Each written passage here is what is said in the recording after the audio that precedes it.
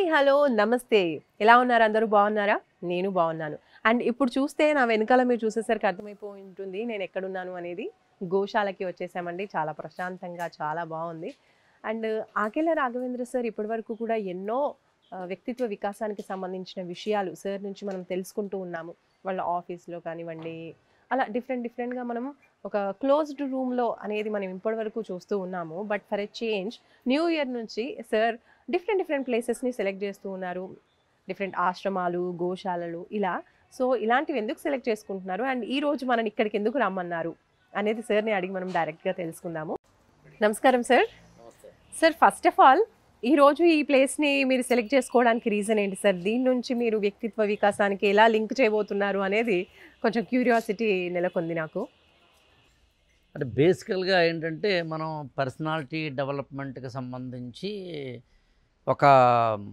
రూమ్లో కూర్చును స్టూడియోలో కూర్చును లేదా గ్రీన్ మ్యాట్ రూమ్లో కూర్చును చేస్తూ ఉంటాం భగవద్గీతని కృష్ణుడు ఎక్కడ చెప్పాడు అర్జునుడికి అంటే ఒక యుద్ధక్షేత్రంలో ఈ పక్కనేమో ఆయుధాలు పట్టుకున్న సైనికులు ఆ పక్కన యుద్ధానికి సిద్ధంగా ఉన్న వీరులు అంటే కల్లోలితమైన వాతావరణంలో కల్లోలితమైన మనసుకి ఒక ప్రశాంతమైన లేకపోతే ధీరోదాత్తమైన మెసేజ్ ఇవ్వడం సో అట్లా నాకు ఏమనిపించింది అంటే 2024లో ఓకే ఇంతవరకు మనం ఒక రూమ్లో కూర్చొని ఒక మంచి వెనకాల పుస్తకాలు అవి పెట్టుకుని చేశాం కదా వ్యక్తిత్వ వికాసాన్ని జీవన వికాసాన్ని సాంఘిక వికాసాన్ని ఒక వృద్ధాశ్రమంలో కావచ్చు లేదా గోవులున్న చోట కావచ్చు లేకపోతే అనాథాశ్రమంలో కావచ్చు ఇంకా అనేకమైన ఇంకా నాకు కూడా ఏమి ఇంకా ముందు ఏం చేస్తానో తెలియదు కానీ ఇలాంటి చోట చేస్తే బాగుంటుంది కదా అనిపించింది ఇవాళ ఇక్కడ మామూలుగా ఏంటంటే మనం ఉన్నది ఎక్కడ అంటే ఒక ఆవులు ఉన్న చోట ఉన్నాం మనం గోశాల ఉన్న చోట ఉన్నాం మనం శ్రీ శంకర విద్యాభారతి గౌ సంరక్షణ చారిటబుల్ ట్రస్ట్ ఇంకా చెప్పాలంటే ఒక ఆవుల్ని ఉప్పల్ అనే ఏరియాలో ఉన్నాం మనం సృష్టిలో ప్రతిదీ కోకిలకైనా కాకికైనా కుక్కకైనా నక్కకైనా దేనికైనా కానీ ఒక ప్రత్యేక స్థానం ఉంది జువాలజీ చదివిన ఎవరైనా అడగండి జంతుశాస్త్రం చదివిన వాళ్ళని అసలు మానవుడికి ఎంతైతే మేధాశక్తో గ్రహణశక్తో లేకపోతే ఎన్నైతే ఉన్నాయో అవన్నీ మనకన్నా ఎక్కువగానో మనతో సమానంగానో ప్రతి జంతువుకి ఉన్నాయి వాటి విలక్షణతల్లో ఎందుకు ఇవాళ యాక్చువల్గా ఇక్కడ వీరు ఎవరైతే నిర్వహిస్తున్నారో వాళ్ళతో కూడా మాట్లాడదాం అసలు ఆవులు వాటి యొక్క సైకాలజీ వాటిని ఎలా అర్థం చేసుకుంటాయి అవి ఎలా అర్థం చేసుకుంటే వాటిని మనం ఎలా అర్థం చేసుకోవాలి గోమూత్రం కావచ్చు లేకపోతే కౌ డంగ్ కావచ్చు వీటిని ఏ విధంగా ఇవాళ మనం ఒక సైంటిఫిక్ నేచర్తో చూడొచ్చు ఇలాంటివి తెలుసుకుందాం నా సిద్ధాంతం ఏంటంటే జీవితంలో ఎక్స్ప్లోరేషన్ చాలా ఇంపార్టెంట్ నేను నా జీవితం నా బతుకు నా పిల్లలు నా పెళ్ళాము మా అమ్మ మా నాన్న నా కెరీరు నేను ఏదో 4 డబ్బులు సంపాదించుకున్నాను ఒక క్లబ్కో పబ్కో వెళ్ళాను ఒక సిగరెట్టో మందో కొట్టాను ఈ జన్మకింతే అనుకునే దానికన్నా అసలు మన ప్రకృతిలో ఏం జరుగుతోంది మన సమాజంలో ఏం జరుగుతోంది మన సమాజంలో ఒక్కొక్కరు ఒక్కొక్క జీవన విధానం ఎంచుకుని ఎలా బతుకుతున్నారు ఒక 100 ఆవులను 20 ఆవులను 30 ఆవులను తీసుకుని అసలు ఆవులను ఎందుకు పెంచాలి ఆ ఆవుల్ని పెంచి వాటి ద్వారా ప్రోడక్ట్స్ కానీ ఇంకోటి కానీ ఎలా చేయాలి ఏమిటి ఇలాంటి వాటికి సంబంధించి తెలుసుకోవాలి సో అందులో ఎక్స్ప్లోరేషన్ నాకు ఇష్టం కాబట్టి ఊర్లు తిరుగుతాము లేకపోతే ఇంకో చోటుకి వెళ్తాము అట్లా ఇక్కడికి వచ్చాము వాళ్ళ మనద్రం సార్ ఈ గోవుల్ని అన్ని చూస్తూ ఉంటే నాకేమనిపిస్తుందంటే చాలా మందికి యానిమల్స్తో పెట్ యానిమల్స్ కావచ్చు ఇలా ఆవులు కావచ్చు వాటితో ఫ్రెండ్షిప్ చేస్తూ ఉంటారు ఏజ్తో సంబంధం లేకుండా అయితే ఫ్రెండ్షిప్ అనేది మామూలుగా ఎలా ఉండాలి ఇప్పుడు యానిమల్స్తో ఫ్రెండ్షిప్ చేస్తారు వాటికి ఏమీ తెలియదు మనకి రిజల్ట్గా వాళ్ళ నుంచి ప్రేమే వస్తుంది యానిమల్స్ నుంచి బట్ సమాజంలో చూసుకుంటే ఫ్రెండ్స్ చాలా రకాలు ఉంటారు ఎలాంటి పర్సన్స్ని ఫ్రెండ్గా సెలెక్ట్ చేసుకుంటే వాళ్ళకి బాగుంటుంది నేనేమంటానంటే మనుషుల్ని ఫ్రెండ్స్గా సెలెక్ట్ చేసుకోకపోవడం మంచిది అంటాను నేను అంతేనా ఎందుకు అంటే దాన్ని కొంచెం విపులంగా చెబుతా లేకపోతే నా ఫ్రెండ్స్ ఎవరైనా ఉన్నా లేకపోతే నన్ను విమర్శిస్తారు ఫ్రెండ్స్ అంటే అర్థం ఏంటంటే మనం ఎప్పుడైనా ఒక బాధలో ఉన్నప్పుడు మనల్ని సాంత్వన చేకూర్చేవాళ్ళు లేదా ఎదుటి వ్యక్తి ఎప్పుడైనా సాంత్వనలో ఉన్నప్పుడు మన ఫ్రెండ్ అయినప్పుడు మనం వాళ్ళకి సాంత్వన ఇవ్వడం ఇది ఫ్రెండ్షిప్లో వన్ ఆఫ్ ద పార్ట్స్ అలాగే ఫ్రెండ్షిప్లో ఇంకొకటి ఏంటి అన్నప్పుడు మనము అరే అతను ఏదైనా అవసరంలో ఉంటే మన అవసరంలో తీర్చడము, లేదా మన అవసరానికి ఉంటే ఉపయోగపడటం, లేదా ఫ్రెండ్ అంటే ఎప్పుడైనా ఎక్కడైనా ఏదైనా ఒక ఇబ్బందిలో ఉంటే ఆ ఇబ్బందిలోంచి బయటపడేయడం, ఇవన్నీ గమనించు కండిషనల్ కాదా? అంటే నేను చేస్తాను నువ్వు చేయి. A friend in need is a friend in deed అనడంలోనే అది పెద్ద సెల్ఫిష్నెస్ కాదా, పెద్ద ఫ్యాబ్రికేషన్ కాదా? మామూలుగా అయితే కరెక్ట్ ఫ్రెండ్షిప్ మనం ఏదో చాలా గొప్ప నిర్వచనం చేసి స్నేహమేరా జీవితం అని ఇచ్చేస్తున్నాం కదా. యాక్చువల్గా ఫ్రెండ్షిప్ అంటే నా దృష్టిలో ఏంటంటే అన్కండిషనల్ లవ్, అన్కండిషనల్ ఎఫెక్షన్. అంటే నేను నీకు ఏదైనా ఇస్తాను, నువ్వు నాకు ఏమి ఇవ్వకపోయినా అనగలినోడు ఫ్రెండు. నేను మాత్రం నీకు అన్నీ ఇవ్వాలి, నువ్వు మాత్రం నాకు అన్నీ ఇవ్వాలంటే ట్రాన్సాక్షనే కదా. నేను నమ్ముతాను దాన్ని. అందులో నేను జీవితంలో అవసరాలు ఉంటాయేమో తప్పించే కానీ ఆత్మీయతలు ఉండవని నమ్ముతాను. నేను అభిమానాలు, అనురాగాలు, స్నేహాలు ఉంటాయి నేనైతే నమ్మను. కాబట్టి అలా అని దాని అర్థం రాతి గుండెలా ఉండమని కాదు, లేదా ఎదుటి వ్యక్తికి నువ్వేదో స్వార్థపరుడిలా ఉండమని కాదు, ఎదుటి వ్యక్తి నువ్వు స్వార్థంతో చేయమని కాదు, దోపిడీ చేసేమని కాదు. దాని అర్థం అది కాదు. చాలామందికి అర్థం కాదు. మనం ఎప్పుడైతే ఎమోషనల్గా, సెంటిమెంటల్గా కింద పడిపోతూ ఉంటామో అప్పుడు ఎవరో మనల్ని లేపాలి అనుకుంటాం కదా. అది చాలా ప్రమాదం చెప్పడం నా ఉద్దేశం. ఆ టైంలో ఉదాహరణకి నువ్వు ఎప్పుడో ఏదో చిన్న ఇబ్బందులో ఉన్నావు, నిన్న ఆ ఇబ్బందుల నుంచి బయటపడడానికి నీకు చుట్టూ ఎవరు లేకపోతే చచ్చిపోదావా మరి? కాదు కదా. అందుకని లైఫ్లో ఎప్పుడు కూడా నేను ఏమంటానంటే నువ్వు ఒంటరిగా ఉండాలి ముందు డిసైడ్ అవ్వు. ఇలా ఒంటరిగా ఉన్నప్పుడు నిన్ను మానసికంగా సాంత్వన చేకూర్చేది ఏదైనా ఉంది అంటే ప్రకృతి అంటాను నేను. ఆ మొక్కల్ని పెంచు, లేదా కుక్కల్ని పెంచు, వాటితో సాంగత్యం చేయి. అలాంటి వాటిలో ఒకటి ఆవు. ఆవులతోటి కనుక మనం ఉండడం మొదలు పెడితే, వాటితోటి ప్రేమపూర్వకంగా ఉండడం మొదలు పెడితే, దాంతో సాంగత్యం చేసిన వాళ్ళకి తెలుస్తుంది. యాక్చువల్గా వాటిని పిల్లలుగా చూసుకునేవాళ్ళు, వాటికి పేర్లు పెట్టుకుని, ముద్దు పేర్లు పెట్టుకుని పిలుచుకునేవాళ్ళు, వాటితో చాలా ఆనందంగా ఉండేవాళ్ళు, వాటి వెనకాల గంతులేస్తూ వెళ్ళేవాళ్ళు. ఒకప్పుడు మానవ జీవితం కూడా అలా ప్రకృతితోటి, జంతువులతోటి మమేకమై ఉండేది. మన అందరం కూడా ఇక్కడ కాంక్రీట్ జంగల్లో ఉన్నాం, కానీ అప్పట్లో అలా లేం కదా. సో అందుకే నేనైతే ఏమంటానంటే వీటితోటి హాయిగా మనం కనుక ఫ్రెండ్షిప్ చేస్తే పైగా అన్కండిషనల్ లవ్ అవి. ప్లస్ ఇంకోటి ఏంటంటే నేను గమనించింది, మనం ఎప్పుడైతే సెన్సిటివ్ అవుతామో హ్యూమన్ రిలేషన్స్లో అప్పుడు చాలా ప్రమాదం. అదే మనం నాన్ హ్యూమన్స్ తోటి కానీ సెన్సిటివ్ ఉండు, మనకు చాలా ఎనర్జీ వస్తుంది. మనకు ఒక మొక్క కరిగి అదేదో అయిపోతుంటే, దాంతో మనం బాధపడిపోతుంటే, ఆ మొక్కని మనం కనుక జాగ్రత్తగా అంటుకట్టి చేస్తే, అట్లాగే వీటికి కూడా అంతే. ఒక చిన్న దెబ్బ తగిలితే మనం వాటి దగ్గరికి వెళ్ళి ప్రేమగా చూస్తున్నప్పుడు ఏమవుతుందంటే ఏదో తిరిగిన ఒక ఆనందం కలుగుతుంటుంది. సో అందుకు నేనైతే ఏమంటానంటే ఫ్రెండ్స్ ఉండడం ఉండకపోవడం గురించి కాదు, కానీ పార్టీలకే ఫ్రెండ్ అయినప్పుడు, మందు కొట్టడానికే ఫ్రెండ్ అయినప్పుడు, సిగరెట్ కాల్చడానికే ఫ్రెండ్ అయినప్పుడు, త్రిబుల్ రైడింగ్కే ఫ్రెండ్ అయినప్పుడు, పనికిమాలిన పనులకే ఫ్రెండ్ అయినప్పుడు అది ఫ్రెండ్షిప్ కాదు. ఫ్రెండ్షిప్ అంటే నా దృష్టిలో ఏదైనా ఉంది అంటే ఇదిగో ఇలాంటి వాటితోటి సాంగత్యం చేయడం నేను నమ్ముతాను. అండ్ సార్ సొసైటీకి కూడా, సొసైటీ ఇలాంటి గోశాల కానివచ్చు, ఆశ్రమాలు కావచ్చు, వీటి పట్ల సొసైటీకి ఎటువంటి వాళ్ళ బాధ్యత ఏ విధంగా ఉంటుందంటారు? అంటే మనం ఎప్పుడూ కూడా నేనైతే ఏమన్నా నమ్ముతానంటే నేను ఇలా ఉన్నాను నువ్వు కూడా అలా ఉండని చెప్పి సమాజానికి ఎవరు చెప్పకూడదు అంటాను నేను.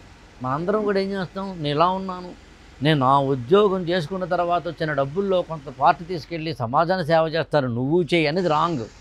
జడ్జిమెంటల్ అవుతుంది, ఎవడిష్టం వాడిది. ఇక్కడ నేను ఆవులతో ఉన్నాను సార్, ఆవులు నేను ప్రేమిస్తాను సార్, నేను మొక్కల్ని ప్రేమిస్తాను సార్, నేను క్యాన్సర్ పేషెంట్ దగ్గరికి వెళ్ళాను సార్, నేను అనాథాశ్రమానికి వెళ్ళాను సార్, నువ్వు వెళ్ళు అని అనకూడదు. నేనేమంటానంటే సమాజంలో ఎన్ని ఉన్నాయో చూడని మాత్రం అంటాను నేను. సొసైటీలో ఒక ఆవుల్ని పెంచేవాళ్ళు ఉన్నారు, ఈ కబేలాలకి తీసుకెళ్ళిపోతున్న ఆవుల్ని రక్షించేవాళ్ళు ఉన్నారు, లేకపోతే ఇక్కడ మొక్కల్ని పెంచేవాళ్ళు ఉన్నారు, అనాథలకి సేవ చేసేవాళ్ళు ఉన్నారు, వృద్ధులకు సేవ చేసేవాళ్ళు ఉన్నారు, రోగులకు సేవ చేసేవాళ్ళు ఉన్నారు. ఇదంతా సమాజంలో ఉంది. సమాజంలో మనం ఉంటున్నప్పుడు ఏంటంటే నువ్వు తినే ప్రతి ఒక్క మెతుకు ఈ సంఘం పండించింది, గర్వించే ఈ నీ బతుకు ఈ సమాజమే మలిచింది. కాబట్టి సమాజం వల్ల మలిచింది. ఉదయం నుంచి రాత్రి వరకు నువ్వు ఎలా ఉన్నావో ఒకసారి డిసైడ్ అవ్వు. నిన్ను ఎలా ఉంచింది మాత్రం సొసైటీయే. నువ్వు ఎలా మాట్లాడాలి, ఎవరితో ఎలా ఉండాలి, ఏం చెయ్యాలి ఇలాంటివి చెప్పింది మాత్రం సొసైటీయే. నీకు బట్టలు ఎలా కట్టుకోవాలి లాంటివి, జుట్టు ఎలా వేసుకోవాలి లాంటివి చెప్పింది సమాజమే. సో ఇలాంటి సమాజంలో మనం ఉంటున్నాం కాబట్టి సమాజాన్ని చూడండి అని చెబుతాను నేను. చూసినప్పుడు ఎక్కడో చోట మనకి రెస్పాన్స్, సెన్సిటివిటీ, రెస్పాండ్ అవ్వడం, సంస్పందన కలగడం జరుగుతుంది. అప్పుడు ఎక్కడో చోట కనెక్ట్ అవుతాం మనం. పైగా జీవితంలో ఇల్లాజికల్ హ్యాపెనింగ్స్ అని ఉంటాయి. అంటే తర్కానికి అందని హ్యాపెనింగ్స్ అని. నాకు బాగా తెలిసిన ఒక ఆయన వైజాగ్ నుంచి ఒకసారి ఫోన్ చేశారు. ఆయనకి 3 పిల్లలు, 3కి పెళ్ళిళ్ళు అయిపోయినాయి. ఆయనకి ఇప్పుడు 75 ఏళ్ళు. ఇంతకుముందు కూడా ఒక వీడియోలో చెప్పినట్టు గుర్తు నాకు. 75 ఏళ్ళు ఆయన, 3 పిల్లలు, 2 కొడుకులు, 1 కూతురు. మొన్న కోవిడ్ టైంలో పెద్ద కొడుకు చనిపోయాడు, కోడలు మిగిలింది. 2వ కొడుకు బతుకున్నాడు, 2వ కోడలు చనిపోయింది, అల్లుడు చనిపోయాడు. అంటే ఒకే ఇంట్లో 3 విషాదాలు, 3 మరణాలు. 70 ఏళ్ళు దాటిన వృద్ధులిద్దరు ఇంకా బతికే ఉన్నారు. 30లోనూ 40లోనూ ఉన్న వాళ్ళు చనిపోయారు. ఓ జంటలోంచి ఒకరిని తీసుకెళ్ళిపోయాడు దేవుడు. ఇప్పుడు చెప్పండి జీవితం అంటే ఏంటన్నది. ఇలాంటివి మన జీవితాల్లో జరగలేదు, ఇలాంటివి మన జీవితాల్లో హ్యాపెనింగ్ కాలేదు. అందుకని మనం చాలా గొప్పవాళ్ళమని చాలా ఏదో తలపొకరతో బతుకుతున్నాం. ఒక్కసారి కనుక మన జీవితంలో ఇల్లాజికల్ హ్యాపెనింగ్స్ కానీ జరిగితే, జీవితం ఇలా కాదు ఇంకోలా ఉందని మనకు అర్థమైతే, ఏదో ఉంటుందండి రైల్వే స్టేషన్స్లో అంటే రైలు ప్రమాదాల్లో బంధువులు కోల్పోయిన వాళ్ళు, రోడ్డు ప్రమాదాల్లో బంధువులను కోల్పోయిన వాళ్ళు, తన వాళ్ళని కోల్పోయిన వాళ్ళు, ఏదో క్యాన్సర్ వచ్చో ఇంకొకటి వచ్చో తన వాళ్ళని కోల్పోయిన వాళ్ళు, హఠాత్తుగా వ్యాపారంలో నష్టం వచ్చి అన్నీ కోల్పోయిన వాళ్ళు, ఇలా జీవితంలో దుఃఖంతో ఉన్న వాళ్ళు చాలామంది ఉంటారు. దుఃఖంతో ఉన్న ఈ జీవితానికి ఆనందాన్ని మడి తెచ్చుకోవాలి అంటే ఇందాక మనం అనుకున్నాం కదా, అయితే ఫ్రెండ్స్ లేకపోతే ఏదో ఫిలాసఫీయో లేకపోతే భగవద్గీత, ఖురాను, బైబిలు, దేవుడు ఉపయోగపడాలి. ఎవరో ఒక చోట ఉపయోగపడేదేదో నేను సమాజంలో ఎన్ని ఉన్నాయో చూపించాలనుకుంటున్నాను. అలాంటి వాటిల్లో ఇది పైగా ఇవి అంటే గో వృద్ధాశ్రమం. ఇది అంటే ఆ ముసలితనంలో కూడిన ఆవులు ఇవి. సో ఇలాంటి వాటిని మనం చూసి వీటితో చాలా అలాగా వాటితోటి కనుక మనం స్నేహం చేస్తూ ఉంటే ఏమో ఎక్కడో ఎనర్జీ వస్తే మన జీవితంలో ఇల్లాజికల్ హ్యాపెనింగ్స్ జరిగినప్పుడు అందులోంచి బయటపడడానికి ఉపయోగపడితే అంతకన్నా ఏం కావాలి. పైగా నిన్ను ప్రేమిస్తుందే తప్ప నిన్ను ప్రేమించమని అడగదు. నువ్వు ప్రేమించకపోతే సాయంత్రం అయ్యేసరికి వాట్సాప్ అయితే మెసేజ్ పెట్టదబ్బా. నాకు ఈవినింగ్ అయ్యేసరికి డార్లింగ్ ఎక్కడున్నావు, ప్లీజ్ కమ్, నేను ఇక్కడ బేకరీ దగ్గర వెయిట్ చేస్తాను మాత్రం ఏ ఆవు అనదు. నిన్ను అన్కండిషనల్గా ప్రేమిస్తూ నువ్వు పెట్టినా పెట్టకపోయినా చూసుకున్నా చూసుకోకపోయినా నీకు ఆనందాన్ని ఇచ్చే ఒక ఆవుతోటి స్పెండ్ చేయమంటున్నాను నేను. ఒక గోవుతోటి నీ జీవితంతో పునీతం అవ్వమంటున్నాను నేను. ఇందులో మతము లేదు, తత్వము లేదు, లేకపోతే ఇంకేమీ లేదు. జస్ట్ మానవతత్వం మాత్రమే ఉంది. హ్యుమానిటీ కూడా లేదు, తెలుసా, హ్యూమన్ బీయింగ్నెస్ మాత్రమే ఉంది. అట్లా సార్ గోవులు అనగానే ఏమనుకుంటారు అంటే ఒక రిలీజన్కి సంబంధించిన వాళ్ళే పూజిస్తారు కాబట్టి ఆ సంబంధించిన వాళ్ళకే సంబంధించింది అని. కానీ రిలీజన్కి స్పిరిచువాలిటీకి మధ్య డిఫరెన్స్ ఏంటి సార్? ఇప్పుడు గోవు నుంచి వచ్చే అన్ని ఐటమ్స్ ప్రతి హ్యూమన్ బీయింగ్కి ఉపయోగపడుతూ ఉంటాయి కాబట్టి దీన్ని అదే రిలీజియన్కి సంబంధించిన ఒక స్పిరిచువాలిటీకి సంబంధించిన దానిలాగా చూడొద్దని నా ఉద్దేశం.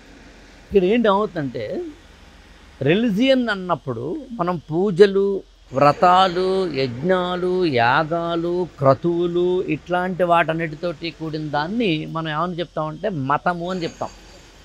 గుడికి వెళ్ళడం, పూజలు చేయడం, ఇతర ఉపవాసాలు కావచ్చు, మరొకటి కావచ్చు. అంటే మతము అనే దాంట్లో ఫిజికల్గా కనిపించే భౌతికపరమైన అంశాలు ఉంటాయని తాత్పర్యం.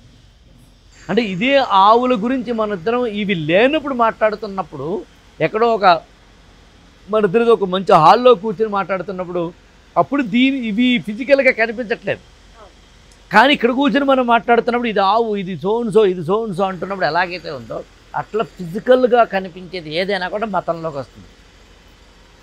దాన్ని బ్రాడర్గా చెప్పినప్పుడు, మైన్యూట్గా చెప్పినప్పుడు మనం ఎలా జీవించాలి, ఏ విధంగా ఉండాలి, ఇలాంటి వాటికి సంబంధించి పుట్టుక నుంచి చావు వరకు ఉన్న ప్రతిదీ మతంలోకి వస్తుంది. అందులో మనం పుట్టినప్పుడు మామూలుగా ఏమేమి దానికి ఒకడు పుట్టాడు వెంటనే కావట్లే కదా, దానికి కొన్ని సంస్కారాలు చేస్తాం మనం. బారసాలు లాంటివి కావచ్చు, అన్నప్రాసన లాంటివి కావచ్చు, మరొకటి కావచ్చు. బొడ్డుతాడుతో మొదలుకొని అన్నీ చేస్తాం. చనిపోయినప్పుడు కూడా వదిలేస్తున్నాం మనం, లేదే చనిపోయిన వాళ్ళని మనం దహన సంస్కారాలు చేస్తున్నాం, అంత్యేష్టిక్రియలు అంటున్నాం, అంతిమ సంస్కారాలు అంటున్నాం. అక్కడ సంస్కారం అనే పదం వాడుతున్నాం మరి. సో అందుకని నేనేమంటానంటే బేసికల్గా మతము అని అనుకుంటున్నప్పుడేమో ఫిజికల్ ఫామ్లో కనిపిస్తాయి. అదే స్పిరిచువాలిటీ అంటే నాన్ ఫిజికల్ ఫామ్.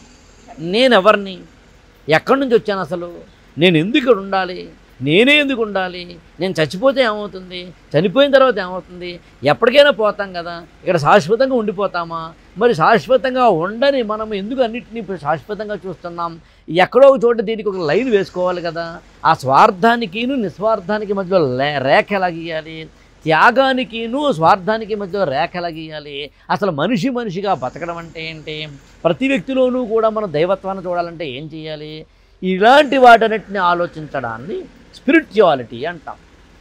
నేనేమంటానంటే ఒక ఆవుకు సంబంధించి ఇప్పుడు మనం ఒక ఆవు ఆశ్రమంలో ఉన్నాం, ఇక్కడ వీటిని చూస్తున్నప్పుడు నేనైతే ఏమంటానంటే ఆవులండి ఉన్నాయండి, దానికి వచ్చి ఏదో మేత వేసి దాణా వేసి ఇలా చేయడం కాకుండా ఒక రోజంతానో పూటంతానో గంటంతానో వీటితో స్పెండ్ చేయండి, వాడితో మమేకం అవ్వండి, వాడితో తిరగండి, వాడితో మాట్లాడండి, కొత్త ప్రపంచాన్ని చూస్తాను. ఒకసారి కొత్త ప్రపంచాన్ని చూసిన తర్వాత నీకు ఉన్న ప్రపంచంలో కంపారిజన్ వచ్చి దీనికైనా అదే బాగుంది రాబాయ్ అనిపిస్తుంది. అందుకు నేను ఎప్పుడు కూడా ఏమంటానంటే మనం ఉన్న జీవితంలో మనకు అనుకుంటున్న మన జీవితాల తాలూకు అంశాలలో భాగంగా ఏదో ముళ్ళు వేసుకుంటూ కింద మీద పడుతూ ఉంటాం కాబట్టి అలా కాకుండా ఉండేందుకు ఇగో ఇలా వచ్చి వీటితో స్పెండ్ చేసి ఒకటే కాదు, ఈ వీడియోలో మనం దీన్ని చూపిస్తున్నాం, వాటితో స్పెండ్ చేసినప్పుడు మనకి ఏమవుతుందంటే we will get more energy అన్నది నా ఉద్దేశం. అయితే ఇప్పుడు ఇలా మనం మాట్లాడినప్పుడు కొంతమంది అనొచ్చు అంటే ఇలా ఉంటేనే హ్యాపీనెస్ ఉంటుందా, ఇలా ఉంటేనే ఇవన్నీ చేస్తేనే హెల్దీగా ఉంటాం. కొంతమందికి ఎస్ లైఫ్లో మనకు అన్ని యాక్టివిటీస్ ఎలా చేసుకుంటామో అలా డైలీ ఒక 1 అవర్ అయితే టైం ఉంటే టెరెస్ గార్డెన్ లేదంటే ఇంటి చుట్టూ మొక్కలు లేదంటే ఇంకో 1 అవర్ ఇలా ఆవుల దగ్గరికి రావడం ఎవరి ఇష్టం వాళ్ళు. కానీ కొంతమంది ఏమంటారు ఇలా చేస్తారు నాకు ఫుల్ బిజీగా ఉంటాను, నాకు ఇక్కడ టైం ఉంటుంది నేను చేయలేను, కానీ అలా చేస్తేనే టైం అంటే వీటన్నిటికీ నేచర్కి మనం కేటాయిస్తేనే హ్యాపీగా ఉంటాము అనే డౌట్ కూడా వస్తుంది. అది నేనే ఉంటానంటే హ్యాపీనెస్ అనేది అసలు బయట లేదు, హ్యాపీనెస్ అనేది ఇన్నరే ఉంది. కాబట్టి అసలు ప్రపంచంలో ఎక్కడ అలాగే రోల్ మోడల్స్ కూడా లేవంటాను నేను. అంటే ఇదే రోల్ మోడల్. అందుకని నేను మామూలుగా ఎప్పుడు ఏమని చెప్తానంటే ఈ ప్రపంచంలో అబ్దుల్ కలాం ఉన్నారు, ఆర్జీవి ఉన్నారు, ఇద్దరిది వేరు వేరు రూట్లు కావచ్చు, ఇంకోటి కావచ్చు, ఎవరు ఏ రూట్ వెళ్ళాలి వాళ్ళ ఇష్టం కావచ్చు. మనం ఈ రూట్లో వెళ్ళండి ఆ రూట్లో వెళ్ళొద్దని జడ్జిమెంటల్గా ఎప్పుడు ఉండకూడదు. నేను ఎప్పుడు వాళ్ళు జడ్జిమెంట్గా ఉండమని అన్నాను. అంటే అనాథాశ్రమానికి వెళ్ళిన వాళ్ళందరూ కూడా త్యాగమూర్తులు, లేకపోతే ఇలా గోవాశ్రమానికి వచ్చిన వారు ఎవరైనా ఉంటే వారు మహోన్నతమైన తమ జీవితాన్ని పునీతం చేసేసుకుంటున్నారు, అదేం కాదు. నేను ఎప్పుడు అలా అన్నాం. అలాగే గుళ్ళోకి వెళ్ళి అరటిపళ్ళు దేవుడి విగ్రహం దగ్గర పెట్టి బయట ఉన్న పేదవాళ్ళకి ఒక్క పండు కూడా పెట్టని వాడేమో వేస్ట్, వాడేమో రాతి హృదయుడు, వాడికి అసలు ఏ విధమైన మానవత్వము లేదు అన్నది తప్పే. దేవుడికి అసలు నేను ఏమి పెట్టను, ఆ మొత్తం పళ్ళు తీసుకొచ్చి ఇక్కడున్న ఈ పేదవాళ్ళకి మాత్రమే పెడతాను, నేను చాలా గొప్పవాడిని అన్నది తప్పే. ఈ ప్రపంచంలో నేను ఏమంటానంటే ఇది తప్పు ఇది రైట్ అని ఉండదు, ఎవరి ఇష్టం వాళ్ళదై ఉంటుంది, ఎవరు ఎలా బతకాలో అలా బతుకుతారు.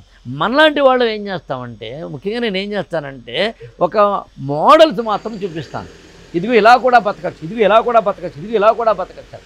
ఇప్పుడు మనం ఈ ఆశ్రమంలో ఉన్నాం, ఇక్కడ ఆవు పేడతోటి పీటలను తయారు చేశారు, ఆవు పేడతోటి అవన్నీ చూపిస్తాను మీకు, ఆవు పేడతోటి సెల్ ఫోన్ స్టాండ్ తయారు చేశారు, ఆవు పేడతోటి ప్రమిదలు తయారు చేశారు, ఆవు పేడతోటి ఒక మొక్కని అందులో పెట్టి అవసరమైతే దాన్ని పెంచే విధంగా తయారు చేశారు. సో ఇలా కూడా ఉంది ఆ ప్రపంచంలో. మనం చూస్తున్న ఈ ప్రపంచంలో ఒక టీ హబ్ని చూస్తున్నాము, లేకపోతే పెద్ద పెద్ద సైబర్ టవర్స్ చూస్తున్నాము, లేకపోతే అసలు ఇక్కడి నుంచి ఒక ఈమెయిల్ పంపిస్తుంటే ఎక్కడికో వెళ్తుంది అది ఈమెయిల్, అలా వెళుతున్నది. అది కూడా ఆశ్చర్యపోయే విషయమే. ఒకప్పుడు అనుకోలేదు ఎవరికైనా లెటర్ రాయాలి మనం, ఇవాళ అలా కాదు. సో అనేక రకాలుగా టెక్నాలజీ మారినట్టుగానే ప్రపంచంలో ఇన్ని రకాలుగా ఉన్నాయని చెప్పినట్టుగానే ఇది కూడా ఒక రకం. దీన్ని కూడా చూద్దాం, ఎక్కడ ఎప్పుడు ఏది నీకు ఆనందాన్ని ఇస్తుందో దాంట్లో వెళ్ళు. నేను అప్పుడు యాక్చువల్గా నువ్వు ఆ డౌట్ అడగాలి అట్టినప్పుడు, మరి అట్టినప్పుడు మరి మందు కొట్టేవాడు మాత్రం తప్పేంటి సార్ అని. తప్పేం కాదు, కానీ సమాజంలో అందరినీ ముందేసుకుని ఒక 10 మందిని శాంపిల్ తీసుకుని ఆ 10 మందిలో 6 వేస్తున్నా సరే మందు కొట్టడం మంచిదే సార్, 6 వేస్తున్నా సరే అది మంచిదే అంటారా? అనగలరా? నీ ఆరోగ్యాన్ని పాడు చేస్తుందని విషయం తెలిసి నీ ఆరోగ్యాన్ని పాడు చేసే దానికి సంబంధించి నీ లివర్ను సిగరెట్ కాల్స్తే లంగ్ను పాడు చేస్తుందని తెలిసిన తర్వాత అది అద్భుతం సార్ ఎలా అనగలుగుతావు నువ్వు? వ్యసనమా, అలవాట, ఎంజాయ్మెంటా, జాయ్ఫుల్ నాకు వేరే విషయం, బట్ తప్పుని మాత్రం చెప్పచ్చు. అట్లా అన్నమాట. సో రిలీజన్ గురించి, స్పిరిచువాలిటీ గురించి మనం మాట్లాడుకుంటున్నాం కాబట్టి సార్, మతంలో ఇవి చెయ్యాలి, అది చెయ్యాలి అని చెప్పేసి చాలా ఉంటుంది. అవన్నీ కూడా కొంతమంది ఫాలో అవుతారు, కొంతమంది ఫాలో అవ్వరు. కానీ వాటి నిగూఢ ఉద్దేశం ఏంటి అంటే, ఇది చేయడం వల్ల దాని తాత్పర్యం ఏంటి అనేది కూడా పెద్దవాళ్ళు చెప్పేవాళ్ళు కరువైపోయారు. చెప్పినా కూడా వినే పరిస్థితి కూడా లేని పీపుల్ ఉన్నారు. కాబట్టి మీరేమంటారు దీని గురించి?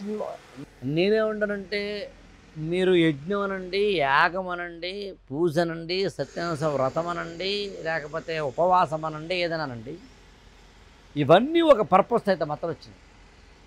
ఆ పర్పస్ వాళ్ళ మనకు తెలియకపోవచ్చు. ఆ పర్పస్ చెప్పేవాళ్ళు దానికి చాదస్తాన్ని యాడ్ ఆన్ చేసి చెప్పి ఉండొచ్చు. కానీ దాని వెనకాల ఏ పర్పస్ లేకుండా మాత్రం రాలేదు. అత్యంత ప్రాచీన కాలాల్లో మనం అంటే కొన్ని వేల సంవత్సరాల కిందట ఓ పక్కనేమో విపరీతంగా అడవులుండి, ఇంకో పక్కనేమో ఇన్సెక్ట్స్ ఉండి, నేను యాక్చువల్గా ఈసారి ప్రత్యేకంగా ఒక వీడియో చేస్తాను దాని మీద. మనం పాపులేషన్ హిస్టరీ ఆఫ్ ఇండియా అనే బుక్ ఉంది.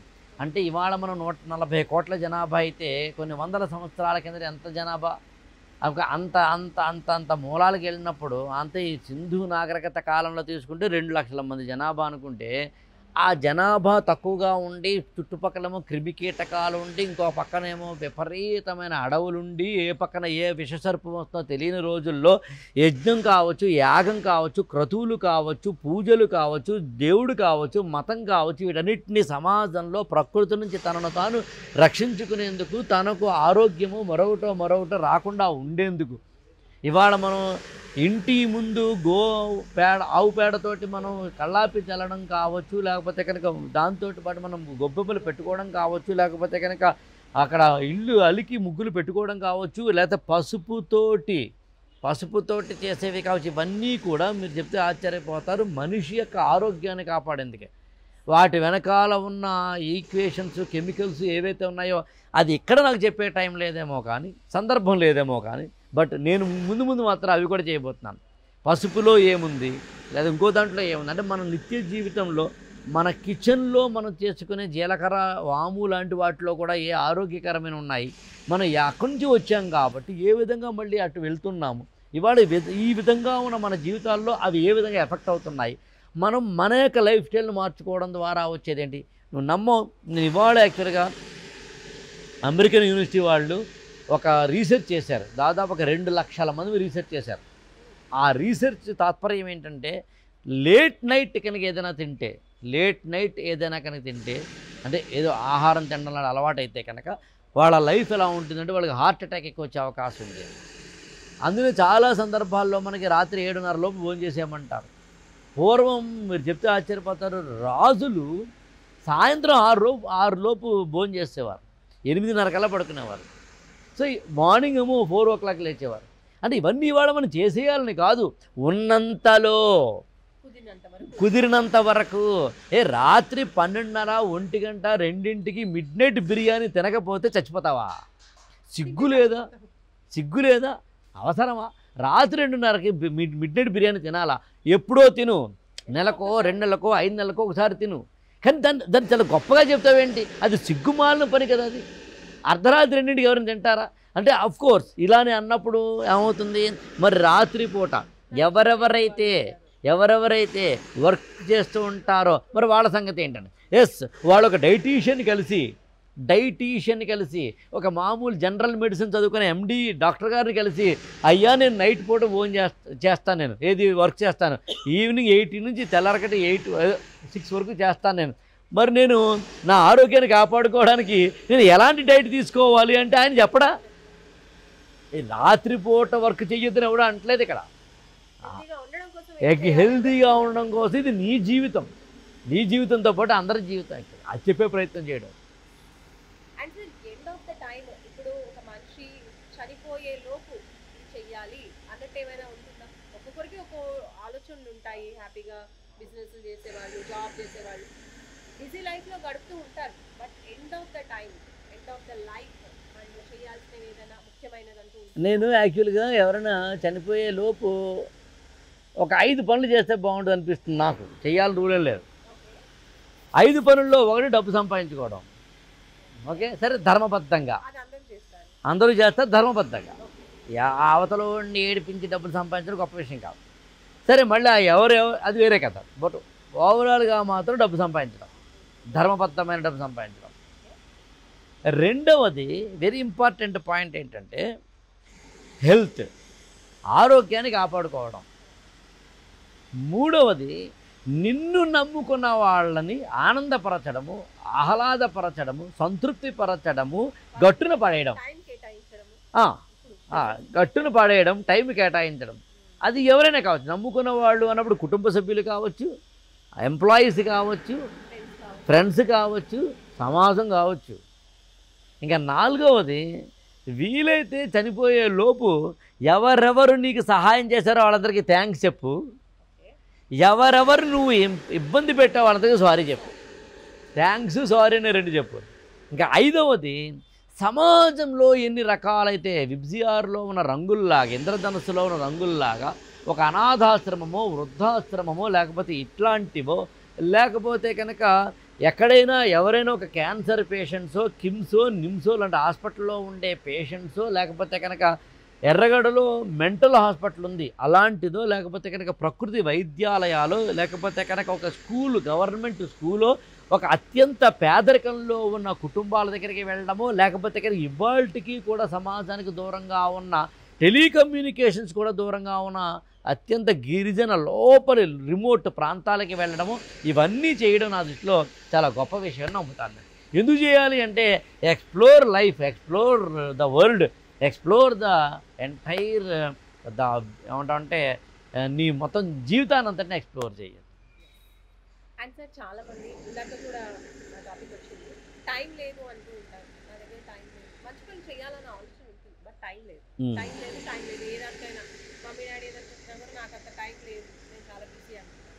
అలాంటి వాళ్ళకి టైం లేదు అనే వాళ్ళకి మీరు ఏం చెప్తారు? అంటే టైం లేదు అనేది రాంగ్. యాక్చువల్గా ప్రతి ఒక్కరికి కూడా అదే 24 గంటలు కాబట్టి ఒకరికి ఎక్కువ ఒకరు తక్కువ ఉండే అవకాశమే లేదు. మేనేజ్మెంట్ లేదన్నారు, టైం లేదు కాదు, టైం మేనేజ్మెంట్ తెలియదు సార్ నాకు అనగలగాలి. టైం మేనేజ్మెంట్ అంటే ఏంటి? తన యొక్క ఇవ్వబడిన సమయాన్ని ఎలా మేనేజ్ చేసుకుంటున్నాడు. అదే డబ్బుని 10,000 రూపాయలు సంపాదిస్తున్న ఒక వ్యక్తి తన యొక్క జీవితంలో ఆ 10,000ని ఎలా ఖర్చు పెడుతున్నాడు అనే దాన్ని బట్టి ఫినాన్స్ అనే పదం వాడతారు. అంటే నీకు రాబడిన డబ్బుని ఏ విధంగా నువ్వు ఖర్చు పెడుతున్నావు, ఏ విధంగా దాస్తున్నావు, ఏ విధంగా దాన్ని వినియోగిస్తున్నావు అని. ఆ consumption is much more important. అలా నా టైంని కూడా నేను ఎలా వినియోగిస్తున్నాను అన్నది పాయింట్. సో అందుకని బేసికల్గా మనము టైం లేదు, టైం లేదు, టైం లేదు అని నా దృష్టిలో రాంగ్. ఇప్పుడు ఇలాంటి చోటకి ఒకసారి ఒక అరగంట వచ్చావు, ఒక అరగంట గంట ఉన్న తర్వాత ఒక ఎనర్జీ వచ్చింది అనుకుందాం. ఆ ఎనర్జీతోటి నువ్వు వెళ్ళావు అనుకుందాం. మరి వెళ్ళినప్పుడు నీకు అత్యద్భుతమైన ఎనర్జీ వస్తుంది. దానివల్ల నువ్వు ఇంకొక 22 రోజులు 3 రోజులు ఎక్కువగా పని చేయగలుగుతున్నావు. అప్పుడు 48 అవర్స్ కాదు, 96 అవర్స్ అయింది. అప్పుడు ఈ అరగంట అనేది 96 అవర్స్గా కొలవాల్సి ఉంటుంది. సో మనల్ని మనం ఎనర్జీ చేసుకోవడానికి, మన జీవితంలో బాగుపడడానికి, మన జీవితంలో మనం అత్యంత ముందుకు వెళ్ళడానికి మనము టైం లేదు, టైం లేదు, టైం లేదు అనే దానికన్నా టైం మేనేజ్మెంట్ ప్రిన్సిపల్స్ లేవు అనడం బాగుంటుంది. సార్ ఇప్పుడు మనం చూసుకుంటే చాలామంది టెన్షన్, స్ట్రెస్ వల్ల అసలు 20 ఇయర్స్ 30 ఇయర్స్ లోపు వాళ్ళు కూడా హార్ట్ స్ట్రోక్ వచ్చేసి చనిపోతున్నటువంటి పరిస్థితులు, లేదా నిల్చుని ఉన్న ప్లేస్లో సడన్గా కొలాప్స్ అయ్యేటువంటి పరిస్థితులు మనం చూస్తూ ఉన్నాం. అంత టెన్షన్, అంత స్ట్రెస్, అటు చిన్నపిల్లలు స్కూల్కి వెళ్ళే పిల్లలకి కూడా స్ట్రెస్ ఉంటుంది. సో ఇలా స్ట్రెస్తో ఎంతోమంది బాధపడుతూ ఉంటారు. ఈ టెన్షన్స్, స్ట్రెస్ అంతా కూడా రిలీఫ్ అవ్వాలి అంటే తమని తాము ఎలా వాటి నుంచి దూరం చేసుకొని ప్రశాంతంగా గడపొచ్చు మీ ఉద్దేశంలో? యాక్చువల్గా ఏంటంటే మనం ఏదైతే ఒక పనిని అనుకుంటామో ఆ పనిని చేయలేకపోయినప్పుడు, రైట్ టైంలో చేయలేనప్పుడు, లేదా అవనప్పుడు మనకు కలిగేదే టెన్షన్. అవ్వాలని కోరుకోవడంలోనేమో ఆశయం ఉంది, అవ్వాలని కోరుకుని అవ్వకపోతేనేమో దుఃఖము, అసంతృప్తి ఉన్నాయి. మళ్ళీ ప్రయత్నించడానికేమో ఓపిక లేకపోతేనేమో డిసప్పాయింట్మెంట్ ఉంది. ఈ డిసప్పాయింట్మెంట్ అనేదేమో ఒక టెన్షన్లోకో, లేదా ఒక ఇన్ఫెక్ట్ కాంప్లెక్స్లోకో, లేకపోతే కనుక ఒక తెలియని ఒక డిప్రెషన్లోకి తీసుకెళ్తుంది. ఈ ప్రాసెస్లో అర్థం చేసుకోవాల్సిన విషయం ఏంటంటే మనము ఆశయాలు పెట్టుకోకుండా హాయిగా జీవితంలో ఏది వస్తే తీసుకోవడం. చేయగలమా? చెయ్యలేము. అందుకనే నాకు ఆ మధ్యన కృష్ణవంశీ గారితో అనుకుంటా ఆయనతోటి ఇలా డిస్కస్ చేస్తున్నప్పుడు ఆయన చెప్పారు, ఏమండి ఏ ఏ ఆవైనా సరే పిల్లల్ని కనేటప్పుడు గైనకాలజిస్ట్ని కలిసిందా? ఏ జంతువులకి ఆవులకైనా సరే హాస్పిటల్స్ ఉన్నాయా? అవి తమంతట వాటికి మనం తయారు చేసుకున్నాం. మీరు చెప్తే ఆశ్చర్యపోతారు. ఏనుగు కానీ ఏనుగు సరే, ఏనుగు గురించి ఆయుర్వేదంలో చెప్పారు కూడా ఏనుగు అనే పదం వాడాను ఇక్కడ నేను. ఏనుగు ఏదైనా ఒక విషపూరితమైన వస్తువుని తినేసినప్పుడు తెలియక తనంతట తానే మళ్ళీ వాంతి చేసుకోవడానికి తన తొండాలు లోపల పెట్టి బయట తీస్తుంది. అంటే ఈ ప్రకృతిలో అలా ఆవులు కూడా ఉన్నాయి. యాక్చువల్గా ప్రతిదీ కూడా, ప్రతి జంతువు కూడా తనదైన స్టైల్లో తనకు తానే రెమెడీని ఏర్పరచుకుంటున్నాయి. ప్రకృతిలోంచి సహజ సిద్ధంగా ఏర్పరచుకుంటున్నాయి. అలా ఉండిపోమనట్లేదు నేను మానవుడు అనేవాడు. మానవుడు డెవలప్ అవ్వాలి. అలా అనుకున్నప్పుడు మానవుడు కూడా ఒక హార్ట్ పోతే ఇంకో హార్ట్ పెట్టగలిగిన పరిస్థితిలో వాడు ఉన్నాం మనం. ఒక లంగ్ పోతే ఇంకో లంగ్ పెట్టగలిగిన పరిస్థితిలో ఉన్నాం మనం. ఇలాంటి పరిస్థితిలో ఉన్నప్పుడు మనం ఏమంత ఈజీగా వద్దులేండి మనం కూడా అనలేం. కానీ అర్థం చేసుకోవాల్సిన విషయం ఏంటంటే టెన్షన్ పడకూడదు అని అనుకుంటే కనుక ఏ పని చేయకూడదు. ఎందుకంటే చచ్చిన శవానికి మాత్రమే టెన్షన్ ఉండదు. కానీ నేనేముంటానంటే అలా మనం ఉండలేం. కాబట్టి ఏం చేయాలంటే మన జీవితాలకు మనం ఏర్పరచుకోవాల్సిన సిద్ధాంతం ఏంటంటే ఎంత కాదు అనుకున్నా మనం ఒక ఫిలసాఫికల్ అవుట్లుక్లో ఉండగలగాలి. ఫిలసాఫికల్ అవుట్లుక్ అంటే అర్థం ఏంటి అంటే ఉదాహరణకి మనం వీటన్నిటిని చూస్తున్నాం. ఈ ఫిలసాఫికల్ అవుట్లుక్లో ఉన్నప్పుడు ఈ ఉదాహరణకి ఇవి ఉన్నాయి. అవి ఎలా బతుకుతున్నాయి, అవి ఏ విధంగా తమ జీవితాన్ని అందంగా మలుచుకుంటున్నాయి. అందంగా మలుచుకోవడం అంటే మనలాగా బిల్డింగ్లు కట్టుకోవడం కాదు. తమ తమ తమ ఆనందంలో తామైతే ఉన్నాయి కదా, దుఃఖంలో అయితే లేవు కదా, కన్నీటిలో అయితే లేవు కదా. అలా మనం ఒక ఫిలసాఫికల్ స్పిరిచువల్ అవుట్లుక్ని కలిగి ఉండి జీవితంలో ఒకటి దక్కలేదు అంటే ఇంకోటి దక్కుతున్న అర్థం. అబ్బా ఒక విండో క్లోజ్ అయిందంటే ఖచ్చితంగా ఒక డోర్ ఓపెన్ అయి తీరుతుందంతే.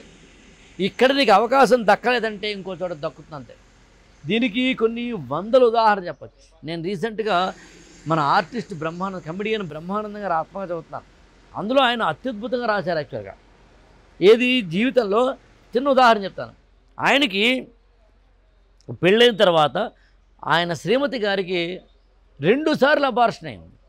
2 సార్లు అబార్షన్ అయితే ఉన్న ఊరిలో ఉంటే అక్కడ అత్తిలి అనే ప్రాంతాల్లో ఉంటే మళ్ళీ 3వసారి కన్సీవ్ అయిన తర్వాత ఆమెకి ఎక్కడ మళ్ళీ అని భయంతో హైదరాబాద్ తీసుకొచ్చి వాళ్ళ యొక్క బ్రదర్ ఇంట్లో పెడితే హైదరాబాద్లో వాళ్ళ బ్రదర్ ఇంట్లో ఉండడం వల్ల ఆయన కూడా 2 నెలలు 3 నెలలు హైదరాబాద్లో ఉండడం వల్ల అత్తిలి కాలేజీలో పనిచేసి ఆయన లీవ్ పెట్టి ఇక్కడికి రావడం వల్ల అలా వచ్చినప్పుడు ఈయన భార్యనేమో హాస్పిటల్కి తీసుకురావడం లాంటివి చేస్తూ మిగతా సమయాల్లో ఖాళీగా ఉండడం ఎందుకని ఆయన పక్కనే ఉన్న ఆర్టీసీలో పనిచేస్తున్న ఆది విష్ణు గారు ఒక ఆయన కలిస్తే ఆయన నాటకాలు రాస్తారు కాబట్టి, కథలు రాస్తారు కాబట్టి, సినిమా వాళ్ళతో పరిచయాలు ఉన్నాయి, దూరదర్శన్తో పరిచయాలు ఉన్నాయి కాబట్టి వాళ్ళందరినీ ఈయన కూడా పరిచయం చేస్తే ఈయనకి ఆల్రెడీ విద్వత్ ఉంది కాబట్టి, కాస్త కోస్తో తెలుగు వచ్చింది కాబట్టి, మిమిక్రీ లాంటివి వచ్చింది కాబట్టి, యాక్టింగ్ లాంటిది వచ్చింది కాబట్టి ఈయన తీసుకెళ్ళి వాళ్ళకి పరిచయం. అలా జంధ్యాల గారితో పరిచయం అయితే జంధ్యాల గారు సినిమాలు తీస్తుంటే ఇతనేమో అందులో చిన్న క్యారెక్టర్ పెడితే అక్కడ కట్ చేస్తే అహనా పెళ్ళంటే నేను సినిమా తీస్తే అందులో అరగుండు బ్రహ్మానందం అయితే